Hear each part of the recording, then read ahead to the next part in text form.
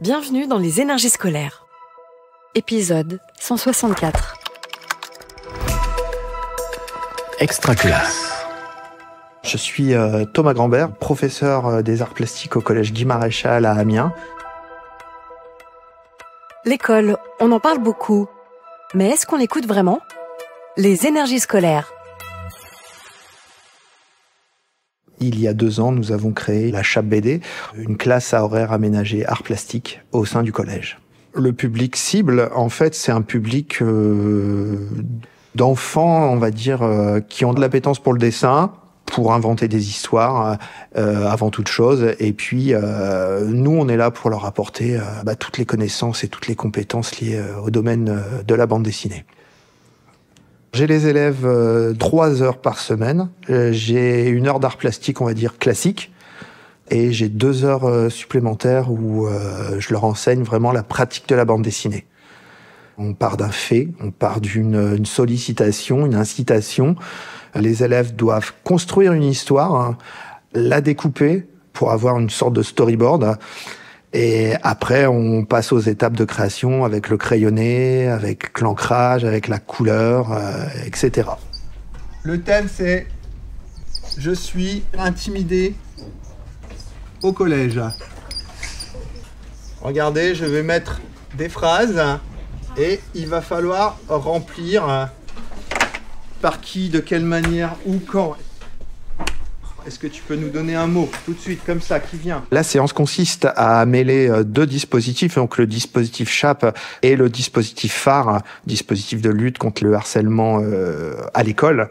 Et j'ai demandé à mes élèves de créer une histoire qui traite d'un fait de harcèlement, d'intimidation à l'école, mais en rajoutant une dominante plastique qui est la couleur des émotions. Je suis parti d'une peinture d'Edvard Munch qui s'appelle La jeune fille à la plage.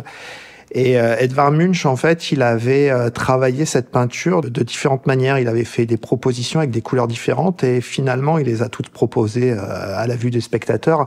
On avait l'impression qu'à chaque couleur, une émotion était différente. Quand il faisait jour, la jeune fille était enjouée. Quand il faisait nuit, la jeune fille était triste. Et je me suis basé là-dessus pour construire cette séquence sur les couleurs en proposant aux élèves une séquence où un personnage, un héros, une héroïne, changerait de couleur éventuellement en fonction de ses émotions. Et donc on l'a couplé avec mon collègue Xavier Pionnier, qui travaille au sein du dispositif phare, avec la thématique du harcèlement. Parce qu'on pensait que ça pourrait faire un excellent travail et ça pourrait aussi engager certains élèves au niveau du dispositif phare. Pour mon vampire harceleur, je vais me servir du rouge parce que je trouve que cette couleur, c'est celle qui retranscrit mieux les émotions qu'un harceleur pourrait avoir.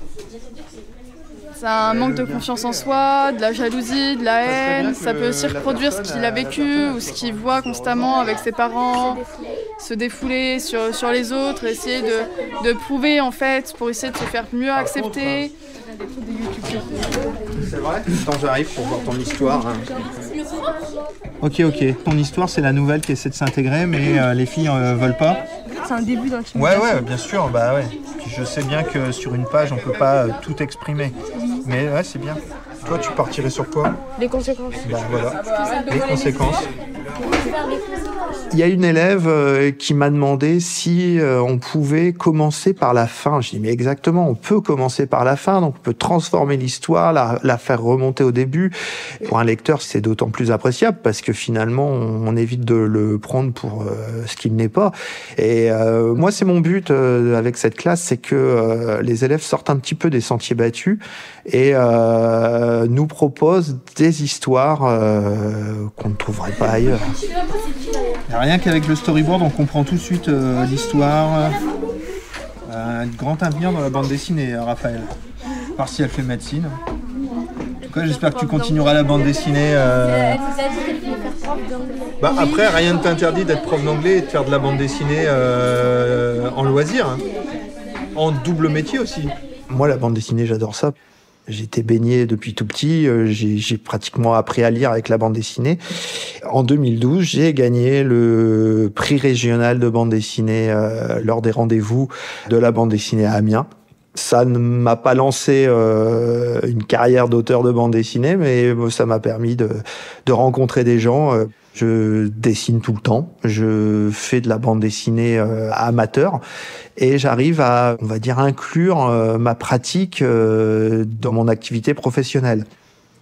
Alors en fait, bon là, on n'en parle pas trop avec les élèves puisqu'ils sont en 5e, mais à partir de l'année prochaine, en 4e, on va commencer à travailler l'orientation et les débouchés autour de la bande dessinée, pour l'instant, sont assez abstraits pour les élèves. Alors moi, je leur en parle en disant que après la 3e, on peut faire une option art plastique, on peut faire un cursus technologique art appliqué, on peut même aller en bac pro imprimeur. On a aussi la possibilité de devenir, par exemple, bibliothécaire, libraire, médiateur du livre lors des festivals.